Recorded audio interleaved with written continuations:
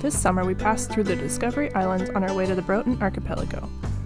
We initially planned to head straight through the Johnstone Strait, but due to gale wind warnings we decided to head into the Thurston Bay area and up through Discovery Islands instead. During that time we visited quite a few anchorages and one marina. In this video I will give you the info we learned about the type of protection each anchorage provides, the type of holding it has, and the type of swing room it has, as well as our favorite part of each anchorage. Our first stop on the Discovery Islands was in the Thurston Bay region of Cordero Island. Thurston Bay. When we arrived at Thurston Bay, we attempted to anchor twice, but there was already 4 boats anchored in the shallow areas of the bay, and the last space we could find to anchor was quickly sloping and we couldn't hook up. The bay is known for being open to swell from west winds, but seems to be well protected from the winds themselves. It may also be protected from southeast winds. We anchored around the corner and ended up coming back to the area to explore, but we were happy we had anchored somewhere else.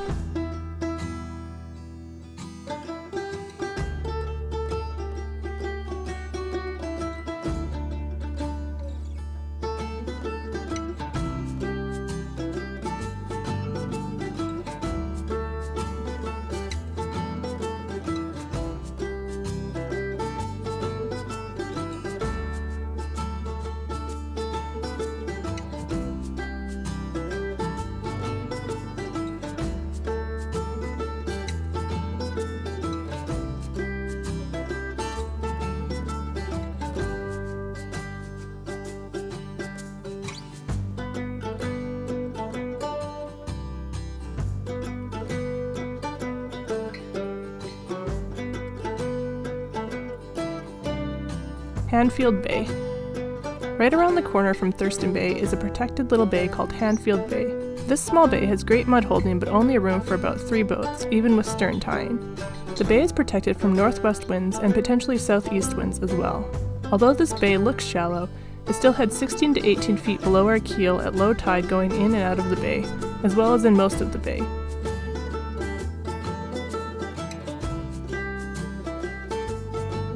Our favorite part of staying here was exploring the shoreline of the little islands that create the bay.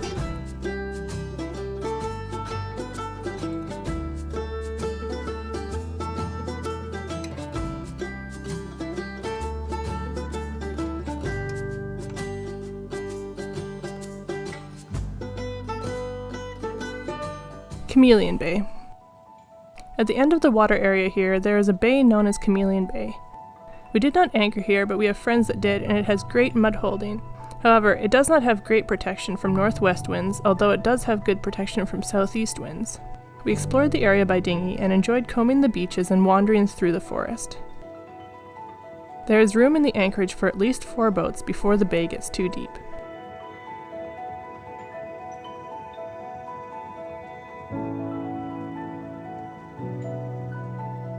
Name Lagoon.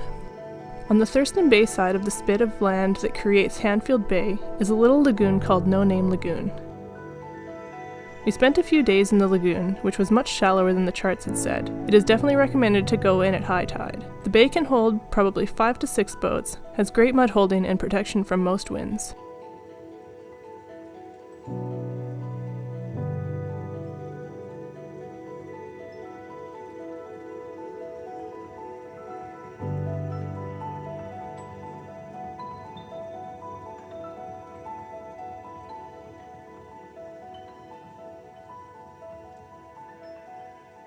Our favorite part about this anchorage was how easy it was to explore the surrounding area by land or water, and it was a nice and quiet place to hang out.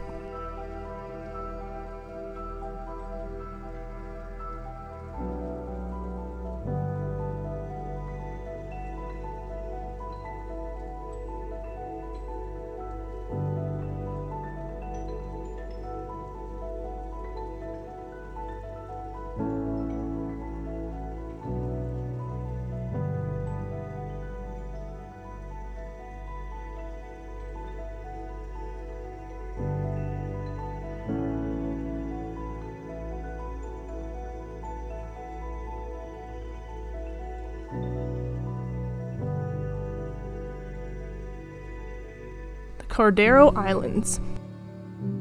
We stopped at the Cordero Islands purely for the purpose of timing our movement through the Green Point Rapids. We first anchored on the east side of the islands, which has great mud holding, but with the huge changing currents here, it made for some crazy nights.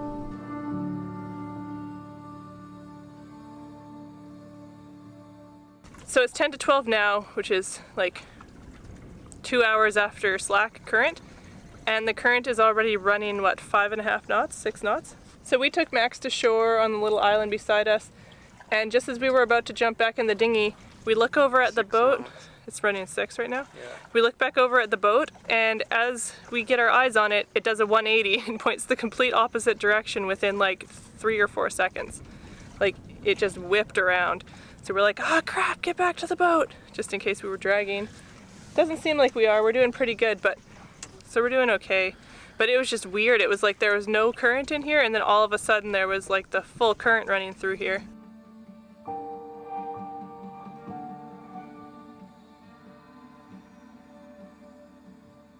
Due to how strongly the currents pulled us around, we switched to the west side Anchorage, which also has great holding, but steady currents, so we didn't have the same issue with boat movement. When we stayed here, the weather was dead calm, so I'm not sure what type of wind protection this anchorage provides, but I would suspect not much. While we were here, there was probably 8 boats anchored up with space left. Blind Channel Resort. About 1.5 nautical miles south of the Cordero Islands is Blind Channel Resort. The resort consists of a small but spacious full-serve marina with fuel, water, and power, cabins, a small store, and restaurant. This is also the only place in the area with Wi-Fi. The staff was also extremely friendly, there was a couple of nice hikes nearby, and the laundry and shower were nice as well. We would definitely stop here again.